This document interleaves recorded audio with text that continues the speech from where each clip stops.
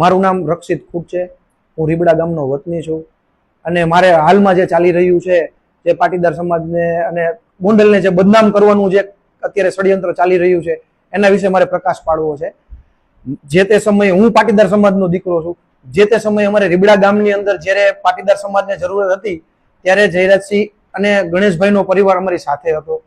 જે તે સમયે એને અમને ખૂબ મદદ કરેલી।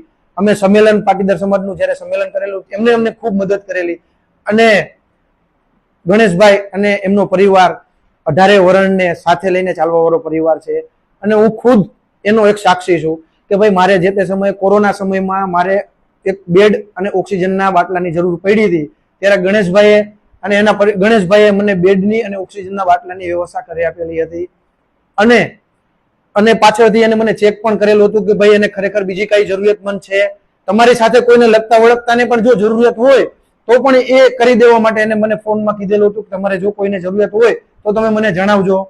અને જે તે આ વિઘ્ન સંતોષી લોકોને મારે એટલું જ કહેવાનું છે કે આ ગોંડલ ભગવતસિંહજીની ભૂમિ છે, એને કાંઈ આ બહારના જે આવેલા છે એને ખાલી ને ખાલી ગોંડલને બદનામ કરવાનું છે।